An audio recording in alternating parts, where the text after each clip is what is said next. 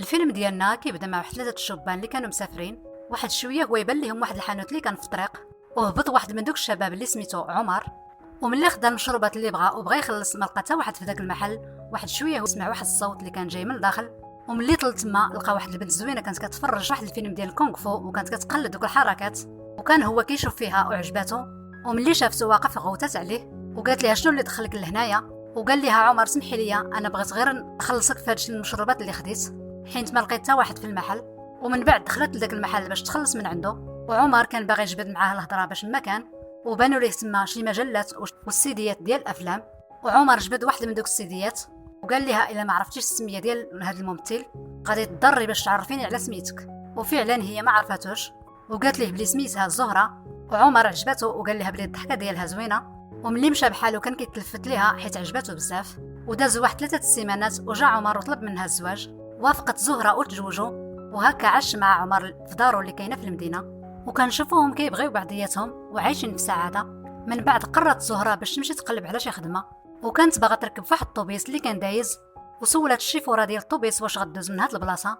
ولكن الشيفوره اللي سميتها بنتا قالت لها بلي هذه ماشي طريقها وما غاديش تدوز من تما، وعطاتها الرقم ديال الطوبيس اللي كيدوز من تم. ومن داك النهار ولاو صحابات بجوج بهم. ودازوا الايام والزهره قدرت تلقى خدمه في واحد المول، والخدمه ديالها هي تشد لاكيس، وكانت عايشه مع راجلها بخير. حتى لواحد النهار ملي جراو على عمر من الخدمه تما بداو المشاكل، ولا عمر كيغير على مراته بزاف، ومره كيخلط عليها الخدمه، وعلى السبا كينوض معاها الصداع وكيسولها مع من هضرات، ولكن هو تعصب عليها وهز داك التليفون وشيرو على وجهها، ودخلت دغيا الحمام وسدات عليها. وعمر طلب منها باش تسمح ليه، وعدها باش ما يعاودش هادشي مره اخرى. وزهره معاه هي ظريفه سمحت ليه، ولكن المشكله اللي كاينه هو عمر ما تبدلش، وكل نهار كيبغي يجبد معاه الصداع والمدابزه. وبنيتا ديما كتشوفها في ديك الحاله وكتسولها مالها، وزهره ديما كتخبي وكتعطيها في الاعذار. ولكن بنت عاقت بها باللي راجلها عمر هو اللي كيضربها ديما. عاودت ليها زهره باللي بغات يكون عندها شي بيبي، ولكن بنيتا نصحاتها وقالت لها من الاحسن بلا ما تولدي معاه، حيت هكذا غير غتعذب في حياتها، وباللي هو ما غاديش يتبدل وغيبقى ديما يضربها. وزهره بحال ما عجباش الحال وتخلعت من الهضره اللي سمعات. ودازوا الايام وعمر على نفس الحال، فيما كيتعصب كيمشي لمراته وكيضربها حتى الا جاب الله الكره ديال الفرقه ديالو خسرات. كيمشي يخوي داك العصب ديالو في مراته وكيضربها في بلاصتهم. وواحد النهار كان كيضربها وهربت منه، ومشات دغيا تلقات الطوبيس اللي كان سايقاه بنتها وحلت ليها الباب دغيا. واحد شويه زهره جاتها الدوخه وطاحت في الطوبيس وداوها للسبيطار، وتما عرفوا بلي هي حامله. وعمر اعتذر منها وقال لها بلي ما كانش باغي يوصل الامور لهذا الشيء، وعدها باش يتبدل ويولي شخص مزيان. ولدات زهره بنته سمتها زينه، ودازت 6 سنين وكان عمر كيعامل بنته بكل حنان وحب.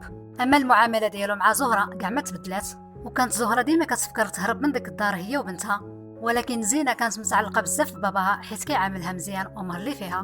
من بعد زينه قالت لماماها بلي هي كتبغيها بزاف وبلي هي كتبغي حتى باباها وعزيز عليها، وقالت لها بلي كتمنى تعيش معاهم بجوج العمر ديالها كامل. واستغربات زهره من الهضره اللي سمعت من بنتها، واكدت لها بلي هما عائله وعمرهم ما غيبعدوا من بعضياتهم. من داك النهار قررت زهره باش تستحمل العصب ديال عمر والعنف ديالو على قبل بنتها، وفي نفس الوقت فكرت في شي طريقه باش ما يبقاش عمر يضربها. والحل اللي كان عندها هي تعلم كيفاش تدافع على راسها. ومن داك النهار ولات كتفرج على الفيديوهات، حتى لواحد النهار لقات واحد المدرب اللي كان في اليوتيوب واللي كيعلم الناس كيفاش يدافعوا على راسهم، وبقات متبعاه وكتدرب وكدير نفس الحركات ديالو. وما بقاش الزهره كتشد الطوبيس، ولات كتمشى على رجليها وكتجري كنوع من الرياضه وباش تربي السفل شويه. وواحد النهار حضرت مع عمر واحد الماتش ديال الكره اللي كانت لعبه فيه بنتهم زينه، حيت باباها حببها في هاد الكره القدم عكس زهره اللي ما كانش كتحمل الكره حيت بسببها ديما كتضرب. وناضت باش تجيب شي حاجه تشربها، وملي كانت كتمشى في داك النادي بانت لها ديك البلاصه فين كيلعبوا الملاكمه، وكانت باغا باش تدرب في ديك البلاصه. وملي مشات باش تخرج المنظم ديك الماكينه تعكست ليها وما بغاتش تخرج وبقات كتضرب فيها بالجهد. واحد شويه هو يجي عندها واحد الراجل اللي كان شينوي وكان كيهضر معاها بالاشاره حيت ما فهمتش اللغه ديالو. وتما شافت واحد الاعلان اللي كان مكتوب فيه بلي هما كيقلبوا على كاميرا ديال التنظيف، وخدات ديك الاعلان والغد ليه اتصلت بهم باش تخدم تما ودغيا قبلوها. والغد ليه مشات لذاك النادي ديال الرياضه باش تبدا الخدمه ديالها كمنظفه، واتفقت معاهم باش تخدم تما بالليل ملي خرجوا الناس. وديما ملي كتكمل الشغل ديالها كتمشي تخدم داك الفيديو ديال كونغ فو في اليوتيوب كتبدا في التدريبات وهي كتخدم من دوك الاجهزه اللي كاينين في داك الكلوب. واحد النهار شاف هذاك الراجل الشينوي اللي كان مدرب ديال كونغ فو في داك الكلوب، وملي قشعته الزهره دغيا تخبات وخلات التليفون ديالها خدام، وخدا داك التليفون وبدا كيتفرج فيه، وبغات الزهره تمشي تاخذه منه ولكن ما عرفاتش، حيت واخا هو راجل كبير ومحترف في رياضه الكونغ فو وكان خفيف بزاف. من بعد عطاه ليها وقال لها شي حاجه بالصينيه ولكن هي ما فهماتوش. وهكذا فيما كتجي الزهره دير الخدمه ديالها ديال التنظيف كتلاقى مع داك الشينوي وكيعاود لها نفس الكلمه ولكن هي ما فهمت منه والو. حتى لواحد النهار ملي مشات للخدمه ديالها في المول تلاقات تما مع واحد الشينويه ومشات سولتها على ديك الكلمه اللي كان كيقول لها داك المدرب، وقالت لها ديك السيده بلي هاد الكلمه اللي كتكون في المكان ديال التدريب. وفي الليل ملي مشات زهره للخدمه ديالها في الكلوب وكملت الخدمه ديالها ولقات داك المدرب الشينوي كاع ما كان في بلاصتو وقلبت عليه، لقاتو في الصاله اللي كيدرب فيها الكونغ فو وتما عاود ليها نفس الكلمه ونعت ليها بالاشاره بصبعو، وتما عرفات بلي هو وجد لها واحد البلاصه باش تدرب فيها على الكونغ فو وبلي هو باغي يعاونها. من بعد خدا واحد الثوب حل وغطى بيه عينيه وهو كيدير في دوك الحركات، وطلب من الزهره باش دير بحالو، وهي كانت كتسمع الهضره ديالو وكتقلد كاع داكشي اللي كيدير. وكانت ديما ملي كتخرج بنتها من المدرسه كديها للجرده باش حتى هي تدرب تما وتخلي بنتها كتلعب. واحد النهار قالت لها بنتها باللي بغات تمشي مع صاحبتها حيت العائله ديالهم غيسافروا يدوزوا العطله الصيف، وقالت لها بلي باباها يقدر ما يبغيش، ولكن زهره وعدتها بلي هي غتهضر معاه وتقنعه. وفي العشيه ملي دخلت للدار عاودت لعمر على ديك الرحله ولكن هو ما بغاش ورفض ديك الفكره نهائيا، وما لقات زهره ما دير ودخلت لابليكاسيون ديال الشركه ديال الطيارات باش تبدل البي ديالها وديال بنتها لبلاصه اخرى وتهرب من عمر.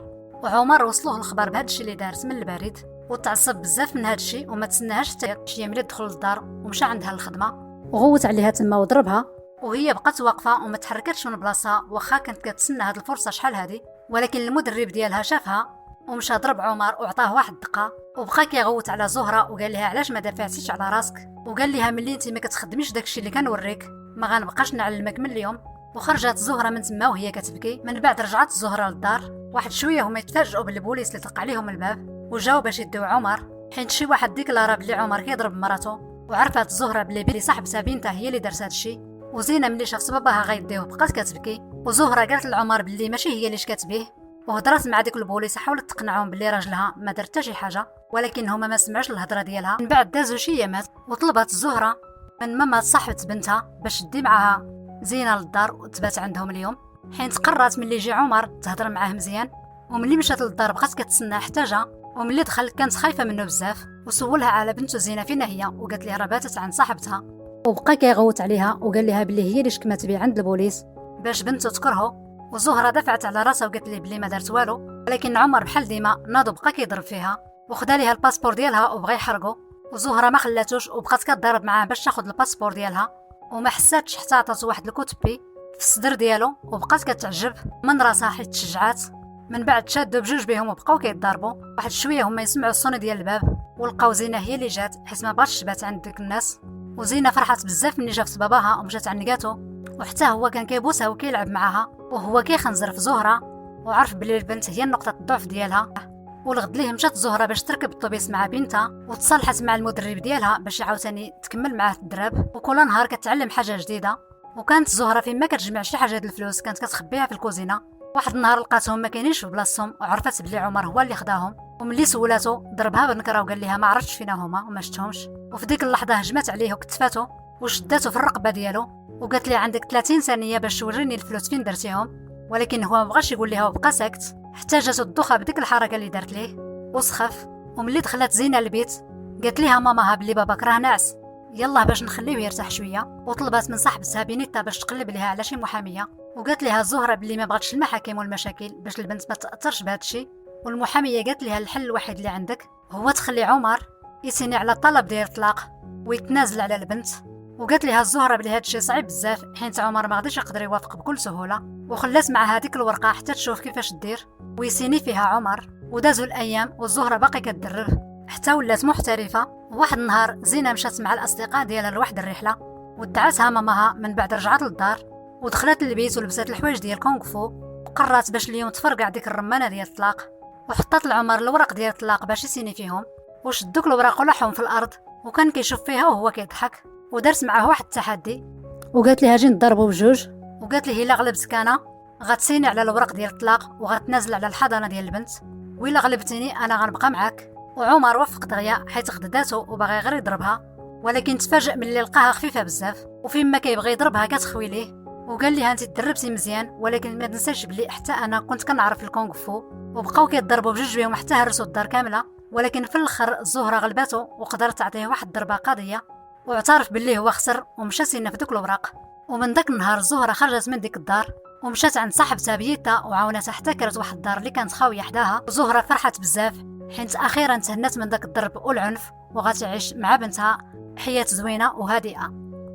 الى عجبكم الفيديو وبغيتونا نستمروا شاركوا في القناه وديروا لايك باش يوصلكم كل جديد.